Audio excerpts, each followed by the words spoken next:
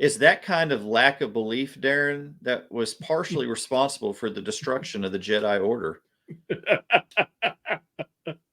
Well, if there's one thing we know, it's Coach Drinkwitz will not let that kind of disbelief come in.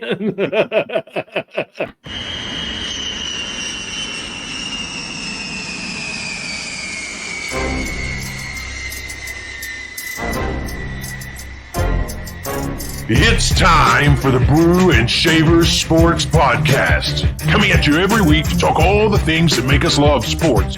The games, the rivalries, and of course, the personalities. The March. I almost said the March Madness. I'm going to go to the Walmart. I like indefinite articles, okay? Can we just start over? Absolutely. Hey there, everybody, and welcome back to another. Wait, hang on. I'm getting late breaking news.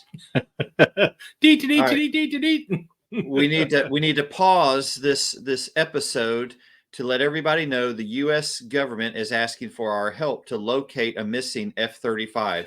If you've seen this missing plane, then please notify authorities immediately. If we don't find it, it's going to wind up on what?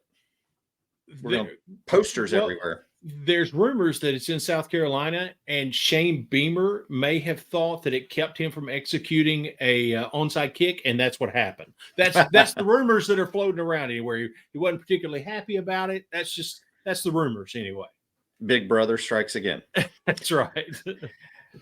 In all seriousness, good news. It has been found in a field in Williamsburg County, South Carolina. So everybody can breathe a collective sigh of relief. And let's talk about sports, because that's what we do here at the Brew and Shavers Sports Podcast. And today is a very special day for us. We're celebrating our 100th episode. The big 100. If this was television, we would be eligible for syndication, right? Is that somewhere in our contract? I think maybe. I don't know. Let's see. Some shows do get more listeners when they go to syndication or more. Yeah, watchers. You know what? That's right. Maybe that'll happen.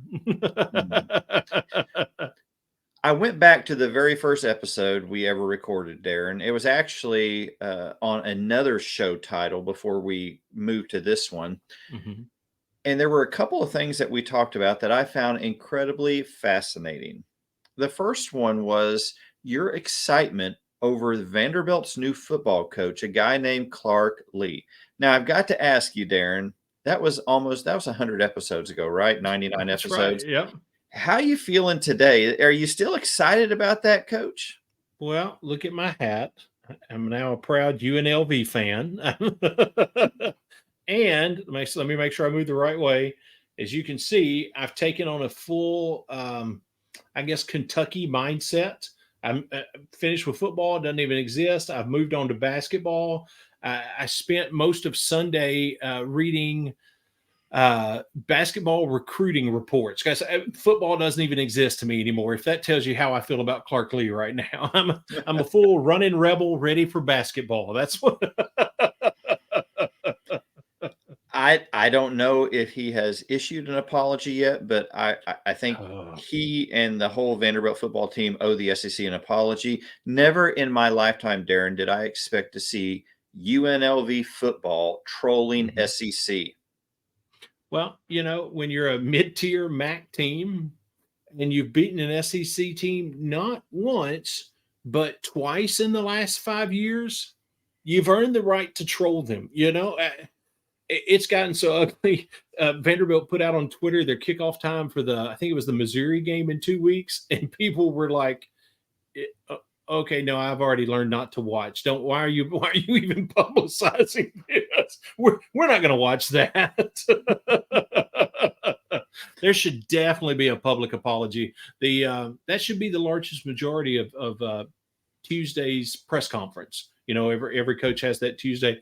It should begin with apologies. He may even consider like sackcloth and ash maybe as his attire, and just some thoughts.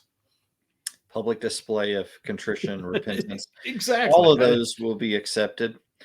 Darren, I had the TV on, at least on YouTube TV, you can watch 4 games at one time. Oh, is that not So incredible? I had that up on the screen, and I thought, well, I'm going to click over and enlarge, watch a little bit of the Vanderbilt UNLV game, and I was just shocked out of my mind. I thought, did Randall Cunningham come back and play for the Running Rebels? What is going on?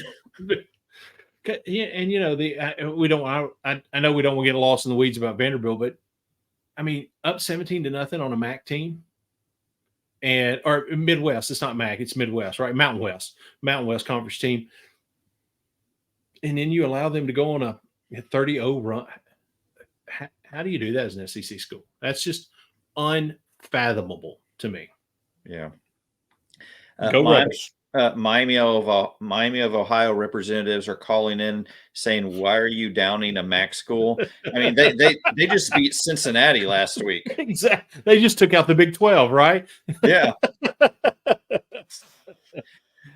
We've got other news to report today. As we mentioned last week, it's official. Michigan State has notified head coach Mel Tucker that he will be fired without cause, which means they owe him no money. So cue the legal battles that will ensue this point on. It's a sad ending to what started as a very promising tenure, a lot of excitement. Absolutely. And it's sad to see it end this way. Yep. In other news, down in Tuscaloosa, Nick Saban has come out today and said Jalen Milroe will be the starting quarterback from here on out. Darren, I've heard a lot of rumors about what was going on behind the scenes in Alabama.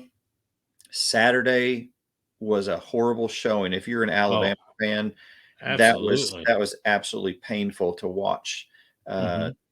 Buckner, the transfer from Notre Dame, was horrible. The freshman, what's his last name? Simpson or something? Ty Simpson. Yep. He came in, and of course he's a freshman. He wasn't as bad as Buckner, but I'm sitting there thinking, why aren't you guys playing Jalen Milroe? Yeah. I mean, because the two of them combined only completed 10 passes, and they still decided. Now, does Jalen Milroe have his issues? Of course.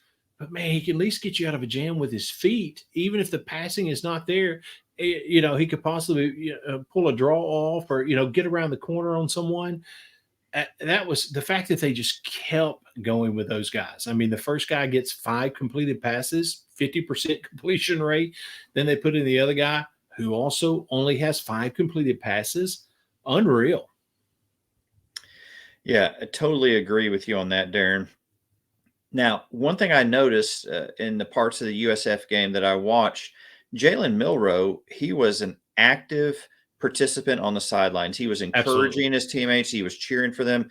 I thought, what an incredible display of humility from that young man in a very, very tough situation. And I think Saban is making the right call here. I agree completely. He showed that he's willing to be a leader even if things aren't going his way, which is the kind of leader you want and need on any team, especially a college football team. So, you gave the other 2 guys a shot. They showed nothing that makes you go, oh, well, that's obviously the guy. And in the middle of those 2 guys getting their shot, Jalen Milroe showed he was a leader that was a team guy. You can't beat that. How is he not the starter? I think it was the only option they had. Yeah, agreed. Well, let's move over and get into our week 3 takeaways from last week. So looking at all the games that were played in the SEC, Darren, what was your first takeaway? Well, hang with me on this one, because I think knowing who when I say the team name, knowing who their competition has been, you're going to immediately push back. Give me a minute. Okay. I think it's at least a possibility that Oklahoma may be a silent killer this year.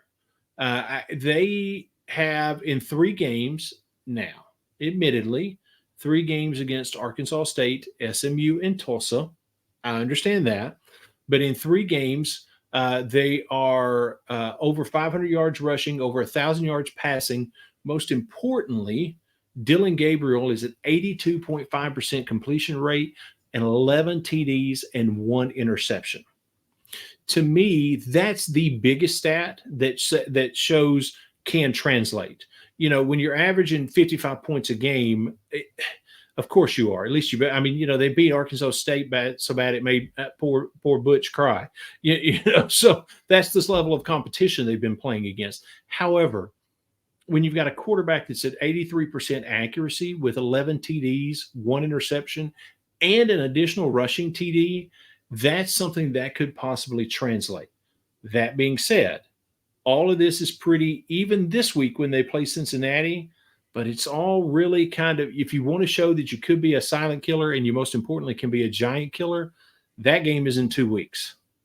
Will this translate when they go up against the Texas defense? When you've got that level of accuracy and control and command of the offense, I think it's at least a possibility. And I think because of the level of competition, it's just not getting talked about very much. So I at least wanted to acknowledge Dylan Gabriel looks good. Oklahoma is showing some potential. We won't know till the Texas game, but it looks like there might be something there for them this year, which is a great turnaround compared to how last year went. I think you make some valid points. Dylan Gabriel is a good quarterback. There's no question about that.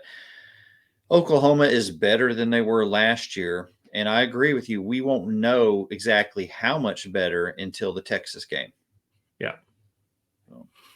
So what's your first takeaway? Well, my first takeaway is that it is a long season, so settle down.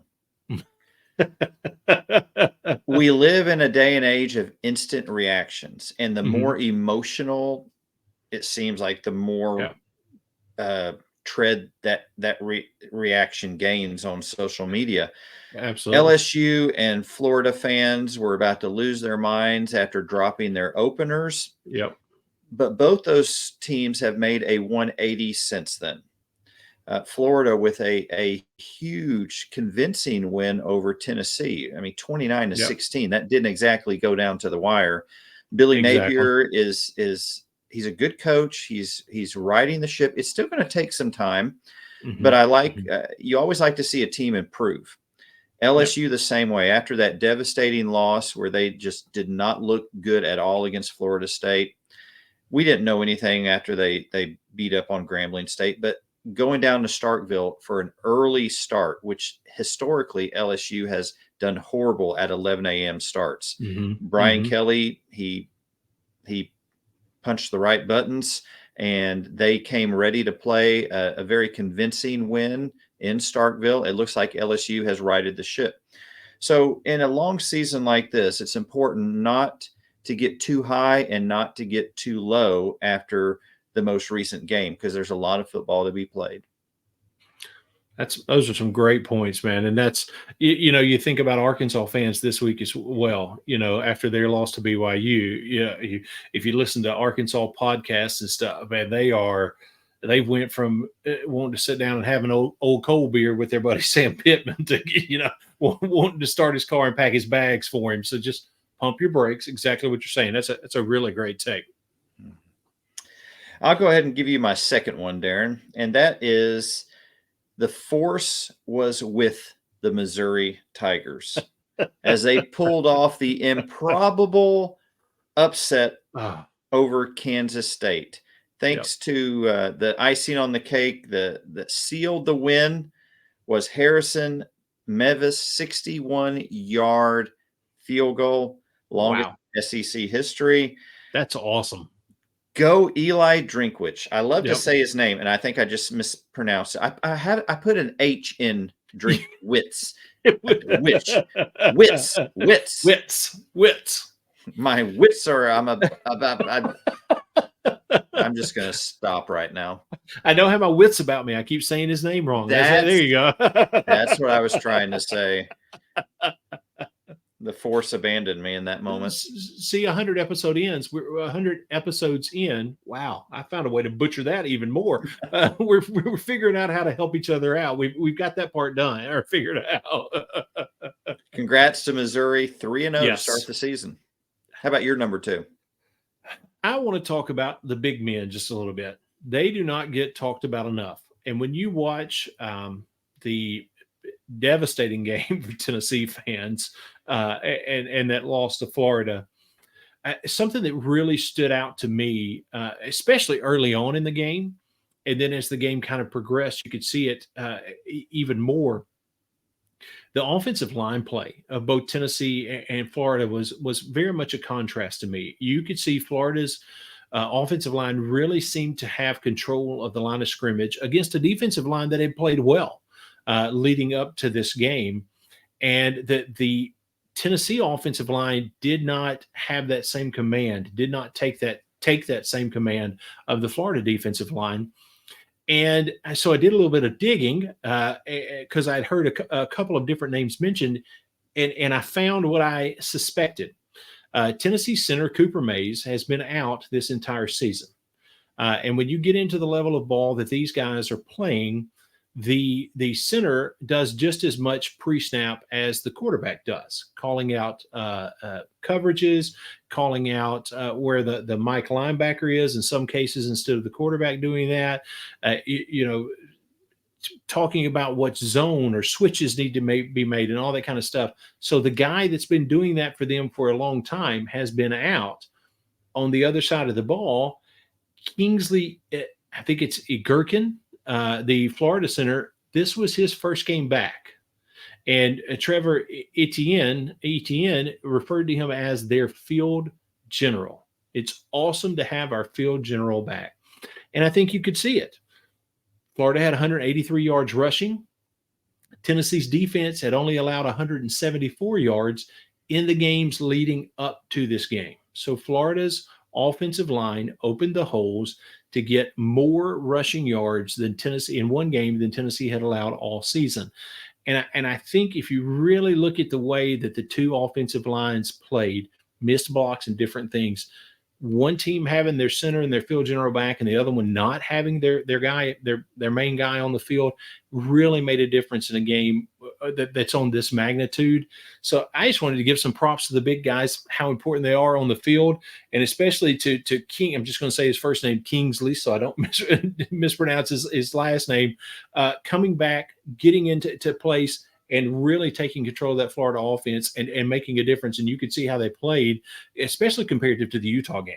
You could really see a difference in how that offensive line played Saturday night for Florida. The game is won in the trenches. How many times do we say that? Absolutely. Can't say it enough. Well, how about your third, Darren? Well, last week we talked about the upside down. And I think I'm just going to continue on that theme. There is one certainty in the upside down. Upsets happen. And we are living in an upset-riddled upside down so far this year. Just 4 weeks in, well, let's say 3 weeks, because there weren't really any games week 0, since Vanderbilt's, canceled their football program completely. So 3 weeks in, you're looking at Florida State over LSU, Miami over A&M, Texas over Alabama, BYU over Arkansas, Missouri over Kansas State, Florida over Tennessee, and UNLV over Vanderbilt. I mean, those are some large-scale upsets, some things that you did not see coming. And we're only 3 weeks in. We're right at averaging almost 3 of those games a week. And we're just now really starting to get into the heart of the SEC schedule. So I think there's going to be more to come. This may be the year where we really talk about how insane the upsets are. Upsets happen in the upside down. I don't know any other way to say it. What's your third takeaway? Well played. Well played. My third takeaway is Friday night high school football. Okay. We believe at the Brew and Shaver Sports Podcast that Friday nights are for high school football. College Absolutely. should not be playing games. Shame on the conferences who schedule those games. Shame on you for your greed. Shame on you for never being satisfied with you're making enough money. You have enough exposure. Do not take this away from kids that are playing on Friday nights. My wife and I went to a game out in Houghton, Louisiana, where our son is the defensive line coach for the team. And an hour before kickoff, the stands were just about full. It was incredible just watching this community come together and the passion. It was a great game. That Houghton, a 5A school, was playing the 2A state champion from last year. led by a player that's already committed to LSU. It was a slobber knocker of a game. There were guys hitting, sticking. There were ups and there were downs. There was groans. There was yelling at officials. There was cheering. It had it all. And it just is a reminder. If you haven't been to a high school football game lately, go out and support your team. You don't have to know any of the players. That's right. Just embrace the atmosphere. There is nothing like it. Over what is it? What's the stats that 90% of these kids, they will never play organized football again beyond Friday nights. That's right. So it's a special time, and I encourage everybody this Friday night, turn the TV off. Don't watch any college football. Go out to a high school football game. It really is incredible to watch, and it's an excitement. I mean, college has its own level of excitement, especially go to a full stadium, a big game, especially if you go to somewhere like Death Valley. But man, that local excitement when everything you just described, when the stadium is full and all the majority of the people there are truly invested because they've got family playing or they have family coaching, whatever it is. And so there's the intensity that comes with that. It really is incredible. It's so much fun to be a part of. A great, great time. Well, let's pause for this week in sports history.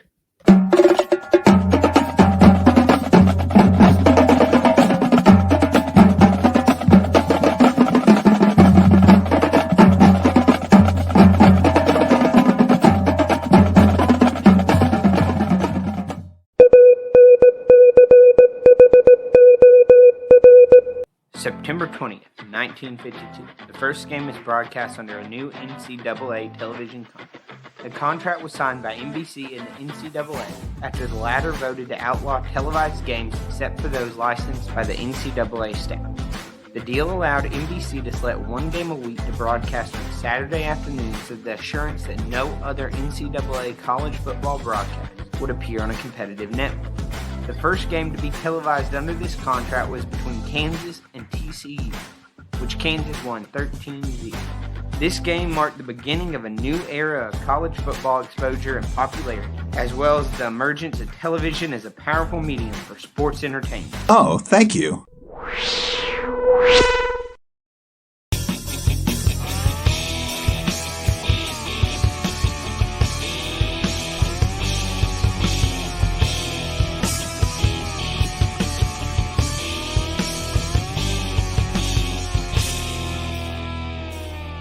What a timely and relevant this week in sports history. Television had just totally changed college football. Changed everything, that's for sure. Well, how are we doing on our CBS Sports Pickem, Darren? Are you bragging again this week? Oh, I am, and I want to say I am bragging again this week, or at least pointing out the fact that I'm still in first place. But whatever I said last week, oh my goodness, or what, I don't know where my Southern, 85-year-old grandmother accent came out somewhere in but I won't brag using those words again like I did last week. But I am still by 1 point in first place, and then there's a three-way tie between you and Paul and Zach, and then Ben M is technically in third place but fifth place because of the way ties work. But that's our top three. But you notice there, those top four, that's a 1 point difference. It's about who can call an upset, which there's one of us that might be really, really good at that, and it's not me. So, but we'll talk about that later. A lot of football left to be picked. That's right. That's right. So let's get into some of those picks for this week. Oh, I figure you put the records up there. I'd already said enough. I was just going to blow past it, but you said records, so I figured we'd go back to it. So there you go. You already stole my thunder. I was going to get you a UNLV hat, but you go ahead and self-deprecating humor. You cut me off. I didn't get a chance to rub it in at all because you just took care of that. As a Vanderbilt fan, you learn. You get so accustomed to it, you already know how to deal with it from the past. Well, our first game up for picks, and you'll notice there's a gold star by one of the team's logos. That's the favored team in this contest. Oklahoma is traveling to Cincinnati to play the Bearcats. Darren, I was a little intrigued about this game until Cincinnati lost to Miami of Ohio. Exactly. I think Oklahoma is just going to run them off the field. I agree completely. I've already said everything I think about Oklahoma, and it's sure not going to change how I feel about this game. This is definitely an Oklahoma win. Would be a great opportunity for them to make it an emphatic win, because it's, from a scheduling perspective, it is a Power 5 versus Power 5, so that could look good, as you get toward the end of the season. But even if it's not an emphatic win, it's definitely an Oklahoma win. Mm-hmm. Next, we have Auburn traveling to College Station to face the favored A&M Aggies, coming off of a big win against UL Monroe, but nevertheless a big win. A big win. Auburn is showing signs of life under new coach Hugh Freeze. When you look at this matchup, Darren, who do you pick? I still am not buying what A&M is selling. I think we gave them a whole lot of preseason hype that may or may not come to be. There's going to be some tough games that come down the road. But I also think you have to be realistic if you're an Auburn fan about where they are and what you're coming out of. I mean, you're still not even a year removed from as the Harsin turns and all of that turmoil, even with roster turnover. So I think this is going to ultimately end up being too much for Hugh Freeze and Auburn. And honestly, even though A&M's defense has not done what you expect it to, man, their offense has. And I think the offense will be, even if it gets into a shootout, I think Bobby Petrino with the horses, with the dudes that A&M has, can come out on the high end of a shootout with Hugh Freeze and his offense where their talent level is right now. So I think this is an A&M win. College Station is a tough place to play. Absolutely. I think Bobby Petrino is doing a very good job with the offense. We'll see what Hugh Freeze has up his sleeve to test that A&M secondary, which has been so much suspect as Miami exposed. I think that somehow Hugh Freeze is going to come up with some sort of game plan that's going to enable the Tigers to squeak out of College Station with a victory. That would be, you talking about coming out with a bang. Your first time in Kyle Field as the Auburn head coach to come out with a win. Whew, that's going to be nice if you're Hugh Freeze. The favored Kentucky Wildcats are traveling to Nashville to play Darren's beloved Vanderbilt Commodores. Will the Crane be holding up the scoreboard this game as well? Probably, but it'll probably fall halfway through the second quarter or something. That'll be in the construction zone. Or have the people funding the construction all withdrawn their support. It'll be a big black curtain that's hanging up where the scoreboard used to be. Darren, I'm going to go with Kentucky on this one. Yeah, I think it's as simple as Vanderbilt stinks, Kentucky wins. There you go. That's a big time matchup Saturday. Ole Miss is traveling to Tuscaloosa to face the 13th ranked Alabama Crimson Tide out of the top 10, which is unusual territory for Alabama. What do you think? Is this a toss up, or do you think Alabama rebounds? I think it definitely has a toss up feel to it. And to me, I think it would be there would be absolutely no question if Ole Miss's line was playing a little bit stronger, because Judkins has kind of been MIA a little bit in these first few games. He's about half the production that he was same time last year. That being said, Jackson Dart has been throwing darts. He has looked impressive. And unless there's an injury that's not being made known, I think it is prime for a Judkins kind of breakout game for Dart to show the command of the offense that he has. And I think turmoil right now is within the Alabama program, as hard as that is to say from the top down, or hard as that is to believe. And I think it shows up this week as well. They'll obviously look some better, but I don't know that they're going to look adjusted as everybody thinks they're going to. I think Ole Miss pulls off the upset here and goes into Tuscaloosa and pulls off a win. What do you think? Wow. It's a tough pick. Kiffin is beginning to get a reputation as not being able to win the big games. Yeah. And now you got Alabama team that appears to be somewhat down, which typically in the past in these moments, Saban has been his best. That's true. Now, does he have the players this year who will respond to that like he has in the past? I think Jalen Milroe will make a huge difference. Gosh, I don't know. You know what, Darren? I'm gonna stick with Saban on this one. I think Alabama pulls out a big win at home. If Lane Kiffin can avoid saying things like "get the popcorn ready," I think I'm going to be right on this. Well, he's already poked the bear again this year by insinuating that Kevin Steele is not making the defensive calls. Yeah, exactly. Well, if there's one thing, when he runs his mouth, it is fun, but sometimes you would hope he would learn to just, no, I'm good, but he still hasn't yet. So the Roadrunners from UTSA are traveling to Knoxville to face the 23rd Tennessee Volunteers, coming off of a pretty hard loss in Gainesville against the Florida Gators.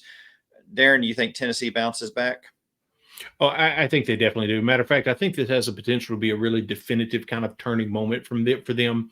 Because I tell you, as much as I've talked about Joe Milton, I think if you really watch that game against Florida with open eyes, even though there were some accuracy issues, Joe Milton was not the problem.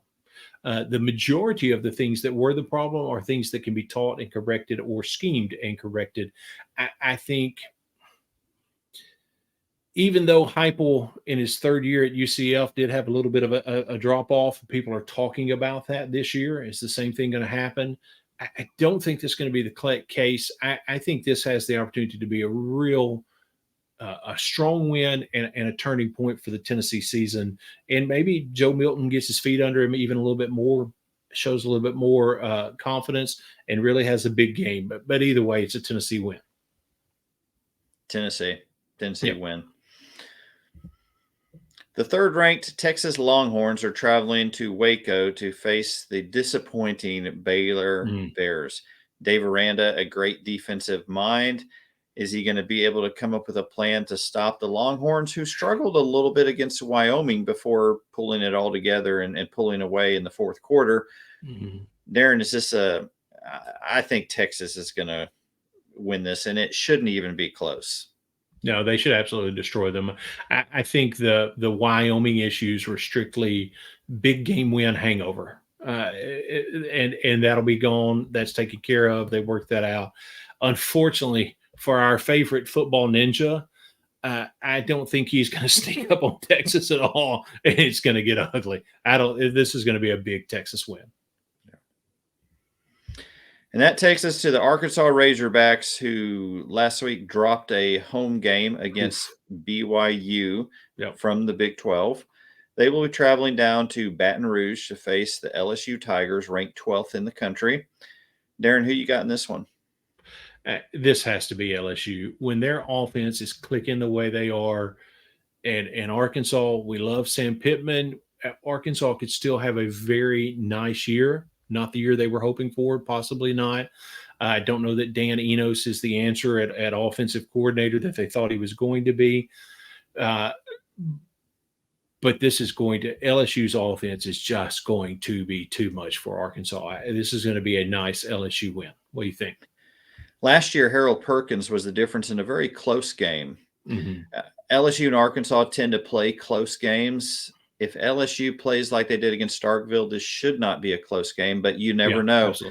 There's some folks that told me at church Sunday, they're Arkansas fans. They're like, we don't know if we're going to come to church next week. And I said, don't worry, I won't say anything. But if you don't come to church, I'm going to say a whole lot. If LSU wins. Now, that's a big if. Because you never know. That's why we play the game, and they could be giving me the what for next week. But I'm going to go with the Tigers winning at home. Yeah, I don't think Brian Kelly will miss the opportunity to remind them of what happened last year and how they can correct it in their home stadium this year. I think that'll be a point of emphasis. And there's a big difference between how Brian Kelly prepares the team and how Coach O did, frankly. Just a little bit.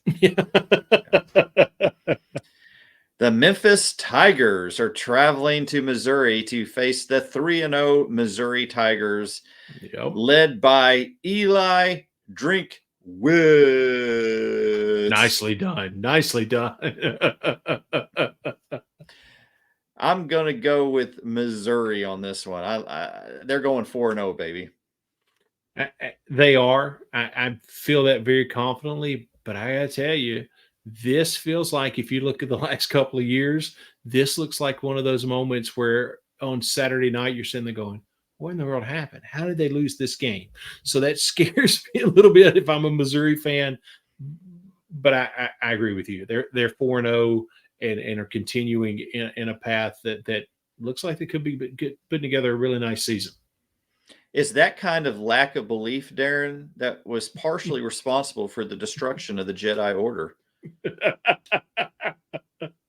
Well, if there's one thing we know, it's Coach Drinkwitz will not let that kind of disbelief come in. Mississippi State, coming off of a disappointing loss at home to LSU, is traveling to South Carolina to face the South Carolina Gamecocks. That they really played Georgia tough last week before Georgia had a late score, put a little distance between them. I want to get behind Shane Beamer. I think he's doing a good job. South Carolina's just all over the place. They have a quarterback that at one point was in the discussion to win a Heisman. They should win this game against Mississippi State. But on the other hand, if Mississippi State can figure out, I think they may be second guessing their drastic change in offensive philosophies from last year to this year, because you've got an outstanding quarterback in Will Rogers, and he does not look like the quarterback last year. Yep. And they've got to figure this out because he's got the talent, but I don't know if they're going to get it together for this game. I think I'm going to go with the home team, South Carolina. Yeah, I agree. I think the fact that it's at home and the fact that, I mean, you can't trust Mississippi State's offense to do anything right now. And it's even starting to affect their defense some because everything is so unpredictable on offense. And, you get turnovers and short fields and it starts to wear down a defense. Even though I'm not sold in any form on South Carolina, I think they win this game. I think they take out Mississippi State. Well, that's our picks for this week. So be sure to join us in making your picks. Go to CBS Sports Pickem, Brew and Shavers. Look for that for our name, and go to the password Pickem1234 ! And you can log in. Even if you've not picked it all this year, you can still join and get in on the fun. And who knows? In a few weeks, you may have a better record than Darren and I have put together already, which would not be that surprising. All you got to do is put together a nice little run, because we're going to get to the point where we've got consistently, 6, 8, 9 games every single week, because everything's conference and what the spread is will no longer matter.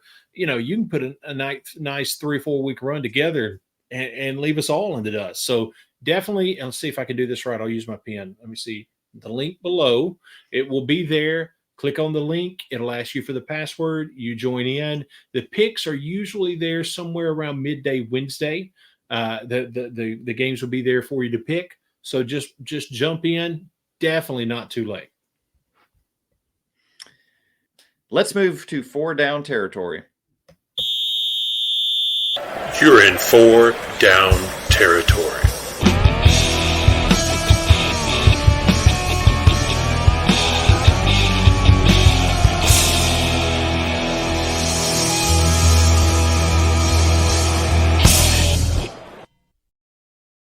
Darren, what is your sure thing pick for this week? My sure thing pick for this week is Kentucky. There may not have ever been a more sure thing in the history of sure things in college football than Kentucky beating Vanderbilt this week. Mine's Kentucky. How about you? My sure thing pick is, go ahead and put it on the screen. Are you surprised? LSU. No. And I think that's a good pick, by the way. Like we talked about. Good pick. Let's go to our upset picks for the week. Darren, who do you have? Okay, before I call the upset or say what my upset pick is, got to give some props. Now, I'll get it out of the way first. I did call the Florida-Tennessee game last week. However, we've been doing 4-down territory. I think this is maybe this is our third week of doing 4-down territory. So in our picks and our 4-down territory upset picks, you are calling the upsets, sir. You called Alabama over Texas, or Texas over Alabama. And then last week you called Missouri over Kansas State, even though it might not have been your upset pick. You called that upset. So you are living in the upside down and figuring out how to direct the traffic. Well done. I just wanted to say that. Can I just stay there? Do I have to keep picking? No, what's it? George Costanza, go out while you're Costanza. I'm out. Yeah. Who's your upset pick, Darren? All right, I am going to go. If you call Ole Miss taking Alabama, that's got to be your upset pick. That's me. Ole Miss over Alabama. How about you? I'm going to stick with the Auburn Tigers pulling off an improbable win. That's the second time I've used the word improbable in this podcast episode, with an unlikely win at College Station. I need to learn more synonyms. I don't know. Improbable. Most people might say that it would be improbable that you would hear that word improbable twice in one episode. So well done is what I say. But anyway, go ahead. What happens when you stop reading the dictionary? Exactly. Brown bag pick for the week. We may have the same one, Darren. I don't know. It wouldn't surprise me. You want me to go first? My brown bag pick of the week is Vanderbilt. It just can't happen. I've said enough. That's my brown bag pick of the week. How about you? Agreed. You said it all. So let's move on. Goodness. How about the post-game quote of the week? What do you find, Darren? The force was strong with Coach Drinkwitz in his post-game press conference. Yeah, we knew we were going to try to throw a 5-yard out right there to get the yardage back, and it got tipped, and we knew we were going to kick it. So we knew we were going to kick it. Why did you know you were going to kick it?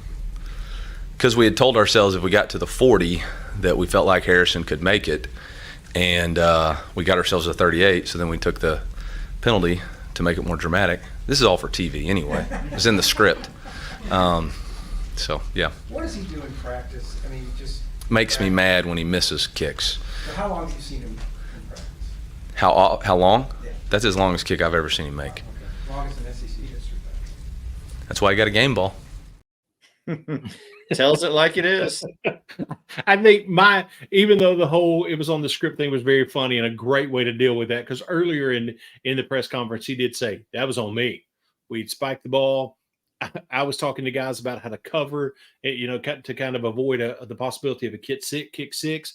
I didn't realize when the rest of the team was huddled on the sideline, that was on me. So I think he played that all very well. But at the end of it, to say longest kick in SEC history, well, that's why he got a game ball. I don't know what it is that hits me about that. I think that was a great line. Yeah, that was great line by Coach Drinkwitz. Well done. Gotta love him. Well done. Gotta love him. Absolutely. Well, thank you again for watching another episode, or listening if you're listening to the podcast on your mobile device, in the car, wherever you are. We appreciate however you choose to watch or listen each week. Remember to join our CBS Sports Pickem. Make your picks, be a part of this. You win a lot of games, we'll brag on you here online, and we'll admit that you're smarter than we are, which absolutely is not a huge accomplishment, but we will admit it anyway. Exactly. Please subscribe to the channel, follow us, like us, comment on the show, what you liked, what you didn't like, what we got right, what we didn't get right. Let us know. And remember, new episodes drop every Tuesday at 6 a.m. in the morning, but listen whenever is convenient for you, at whatever time and on whatever platform. Thank you so much for being a part of this show. And until next week, y'all take care.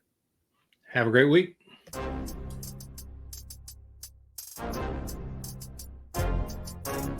Thank you for making the Brew and Shaver Sports Podcast your go-to sports show. Be sure to subscribe, rate, and review our show if you haven't already. Your feedback is important. Let us know what you think about this week's show. Send an email to brewandshavers@gmail.com or text to our text line, 318-390-3599. We look forward to hearing from you. Thank you again for listening to the Brew and Shaver Sports Podcast. See you next week.